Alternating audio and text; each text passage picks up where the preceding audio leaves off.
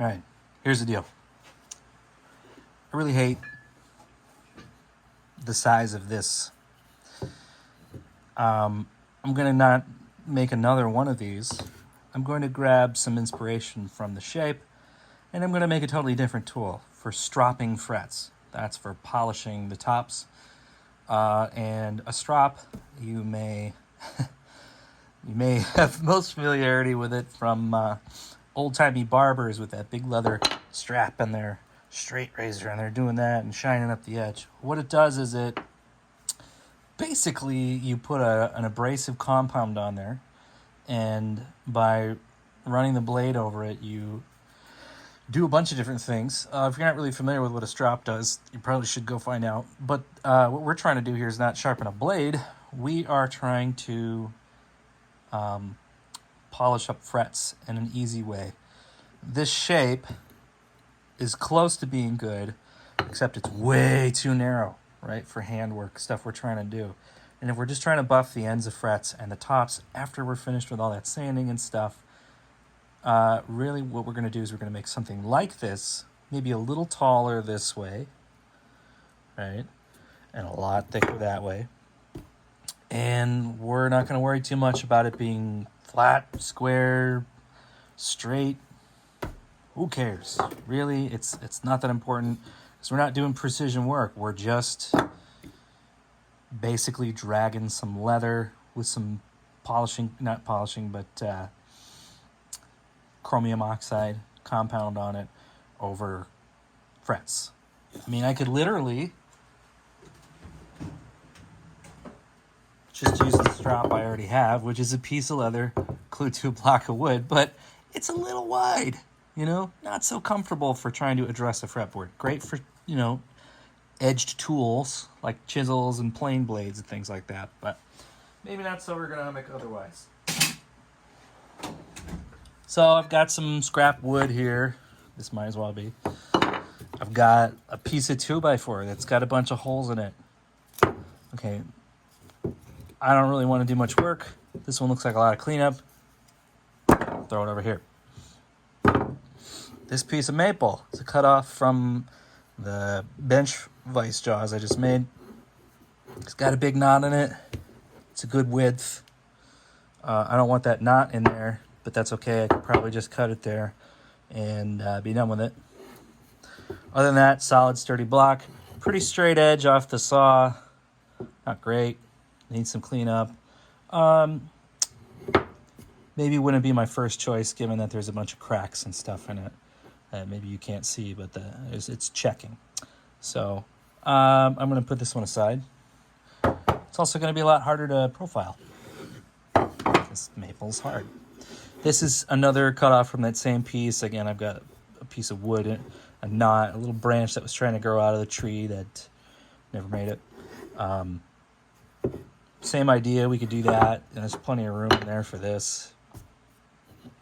Maple's hard to cut, so I don't really care. I'm not going to use that. Whoops, sorry. Here's a big old piece of pine. This is probably pretty close to a full 2 inches thick. Little roughness there we could hand plane out. But, you know, off the saw, this edge looks pretty flat, pretty good.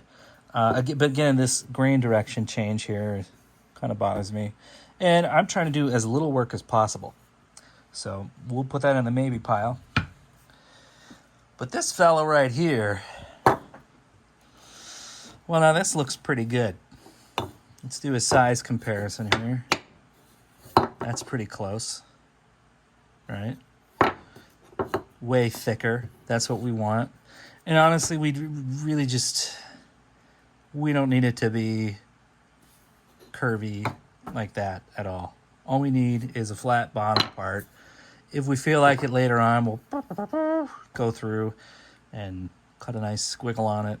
Maybe for now, I'll just zip it down a little bit with a handsaw, plane it, and be done with it. But I'm going to check the height here from my hand. You know, actually that fits perfectly. What I'm looking for is, and you can't see this, I'm trying to turn myself. I'm looking for, when I grab it, my fingers don't touch the surface that I'm trying to work on, right?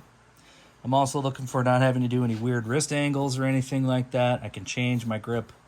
I can do different things and maneuver it. I can get up underneath it a little, support it like that. That's actually pretty good. I'm not going to do much with this. If anything, I'm just going to hit it with a hand plane, chamfer down the edges so they're a little softer, and maybe knock off these corners later on when I feel like it, if I feel like it, just so my index finger has somewhere to kind of purchase on right there. That's not a corner, so that I can have better control over direction when I'm pushing like that, or if I turn it around, etc. So this piece actually is pretty good. And you know what? This looks just about like a 2x3. So if you went to the hardware store and bought that, you do okay. I am going to go address this with the plane and see, if I can clean it up just a little bit, and then we're going to go ahead and cut a piece of leather, use some contact cement, and glue this guy up, and you will see the creation of a brand new tool. Okie dokie.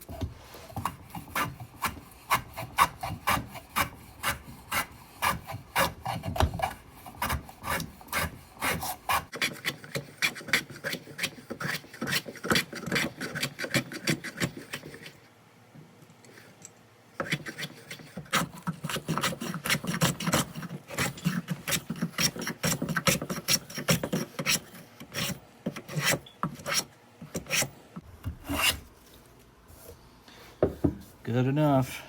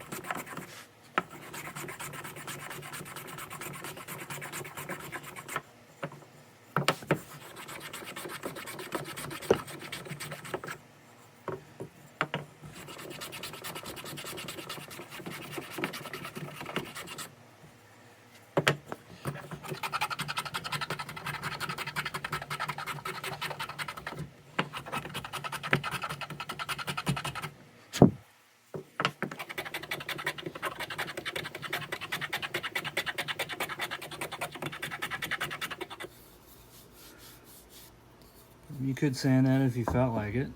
Maybe I'll take a few strokes on the plane here. See what I can do. Tighten up the handle here.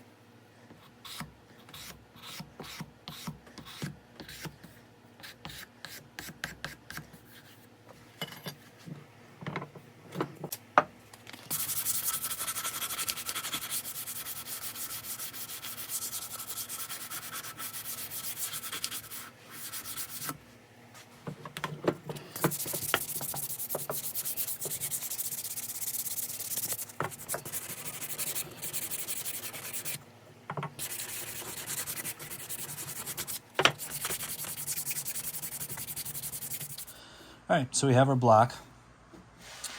I put a slight angle into it, you can see here. And the reason for that was two things. One, I just happen to take off more on that side, which is okay.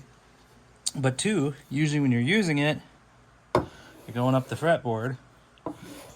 Frets over here in the middle are going to be higher than the frets on the end. So it kind of gives you a little more, well, easier to address ergonomically. So your wrist is more straight rather than trying to have to adjust your arm to the radius. You just go this half of the fretboard, right? You're still touching all the frets without having to make your wrist do a weird thing like that. It's just automatically in line with your arm, straight. Hopefully that'll turn into something. Then you just turn it around. Same thing for the other side. We'll see if it works. Might be bullshit. Who knows? Sand it up.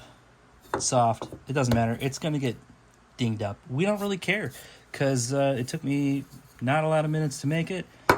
It's probably going to take me a couple of years to destroy it. And by that time, the leather will need to be replaced anyway. So we'll just make another. All right, I'm going to grab some leather. We'll get to gluing. All right, before I was so rudely interrupted by my phone dying, I was just saying we cut out a piece of leather. It's about the right size. We don't really care that much. We're going to trim it up after we glue it. And what our recipe for today is this wonderful stuff here. It's great. Use whatever glue you like. I just know this is going to work. It's important to note that when you use barge cement, make sure it fully cures and gases out so it doesn't smell anymore before you go putting it on anything that touches guitar finishes. So if you're going to make like a wall hanger or something like that, and you've got barge cement to affix a piece of leather to that, or maybe you're making a guitar stand or something, don't put those two together for a little while, because this can really mess up nitrocellulose. So you don't want that unless you do. But it'll be a gummy mess, horrible, bubbly, sticky, disgusting. You will not like it.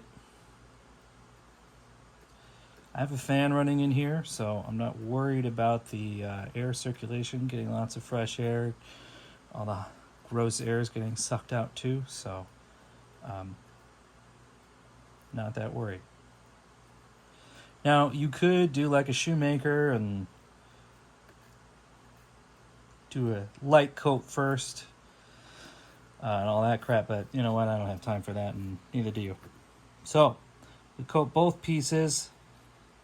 We'll barge cement. Tape this one off because I just don't really feel like ungooping a bunch of stuff later on. So we're just going to fire this on here with aplomb.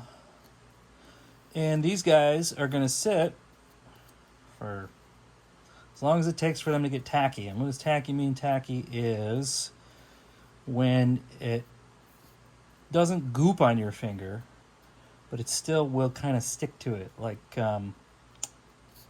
after you've rolled a booger for a long time, you know, and it just kind of hangs around. It won't go away, but it's not like gonna stick your fingers together. You're welcome for that gross analogy. I invented it right this moment. So there we go. Cement it up. Whoop. And we're going to give those some time, and then we'll pound them together. Our parts are now mostly tacky. Still a little goopy because I was a little generous, but not really that worried about it. So one thing to remember with contact adhesive is that don't use it on things that you ever want to get apart, because it's never going to come apart again. And as such, I have my own little method for lining things up. Just so we don't get it all akimbo. Because once she's on it, ain't coming off. Ain't coming off of nobody. Not even me. All right. And contact adhesive, contact cement, really likes pressure. That's what you need to apply in order to make it stay adhered and make a good bond. So I'm gonna go and just press like a madman on all these slightly rounded edges and sort of burnish the leather also as I'm doing it. The burnishing part's immaterial, but we're just trying to get a good bond.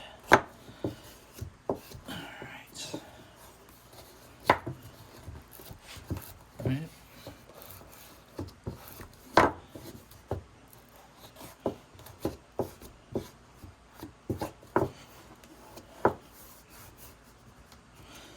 Now, come in with the mallet, whack it.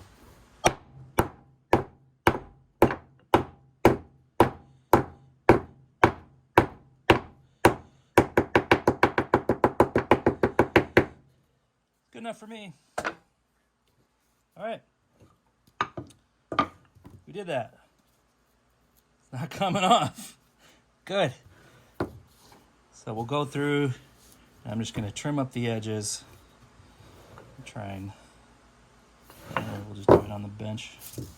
Well, anyway, you'll see. What I'm just going to do is come in like this. Keep my knife against the edge of here and away from my fingers.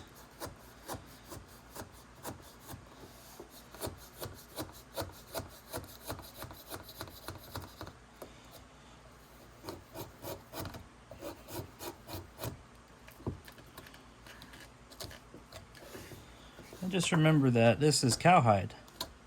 And if this knife will cut through cowhide, it'll cut through people hide. Should be safe.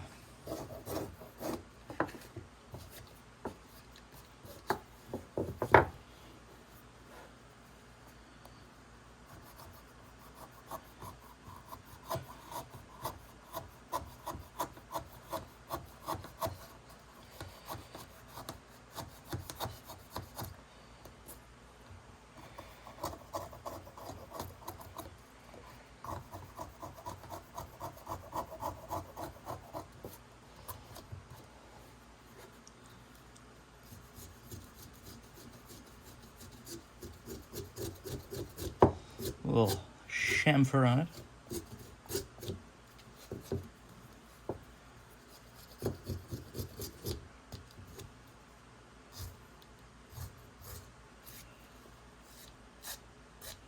There's no set process here. I'm not thinking ahead. I'm just doing this. I don't have a clue what I'm going to do next, but there's no plans for this. There's no measurements. It's just eyeball experience. And the only way you develop those, well, it's by using your eyeball and getting some experience. See there? I dug in a little too much. Try to dig that out, but I'm not that worried about it. See, it's just a tool. It doesn't matter to me whether that's flapping in the breeze or not. It'll probably get worn off. And let's see. Get away with that corner. And you could sand this and, you know, do all kinds of crap to it if you want, but I've never found the need.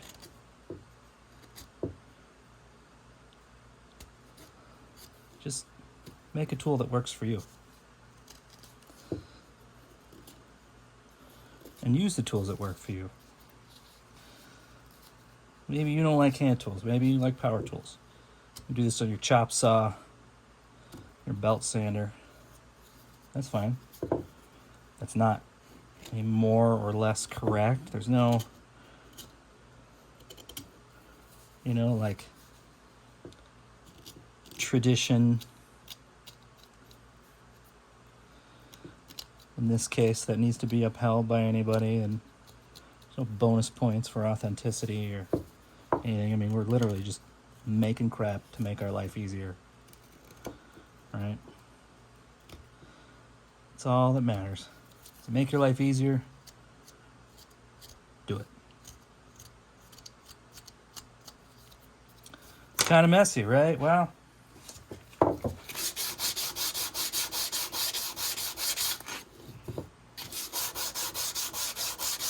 sandpaper.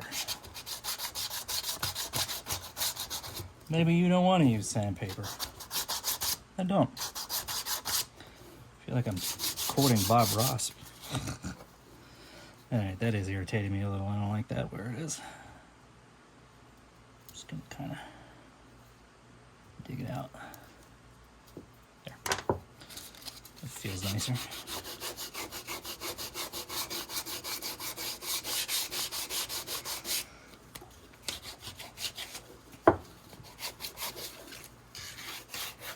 You know, and in 2 weeks I may decide I don't like this and I'll make a different one or whatever. It doesn't matter. I'm just showing you. You have power over your own destiny. What am I doing? Well, you know what? Maybe you'll learn these techniques from me. Maybe you already know something. Maybe you don't know anything. Just get it done. You need to use a hand plane? No, you don't. You know?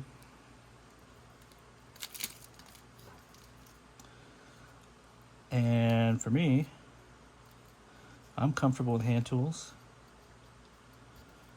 So I didn't really have a ton of money when I started out.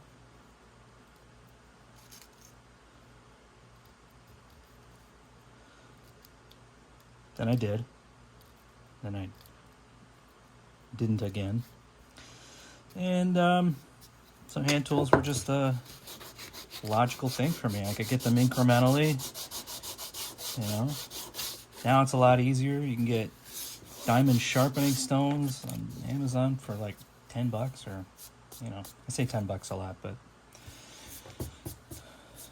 it's just a stand-in for a small amount of money. Okay, you've got a tool.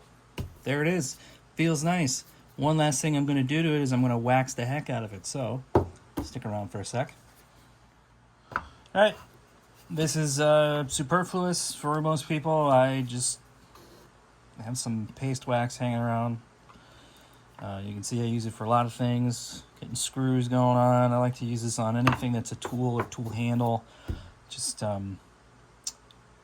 makes it easier if you've got like glue on your hand or some other schmutz on there. It doesn't get all embedded in the tool and then come with you everywhere you go, which I'm sure you guys also appreciate not having. So I'm just gonna get in there, piece of steel wool, nice and waxy. And you're gonna wax it up, not the leather, just the wood. Don't need to wax the leather.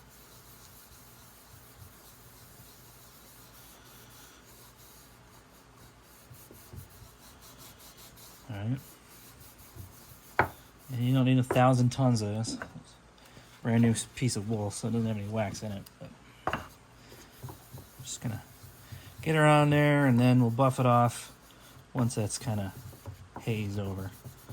So join me in a minute once that's done. Okay, so we're all waxed up.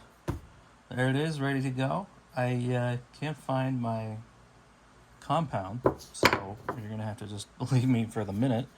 That this works, and as soon as I do another fret job, I'll get some more compound in and away we'll go. Shop's kind of a mess right now, and always. But till such time as that, you know, just remember, you can make stuff. It doesn't have to be good. It doesn't have to be nice. It doesn't have to be pretty or clean or indestructible. It just has to be yours. Till then, take care. Be square. I'll see you later.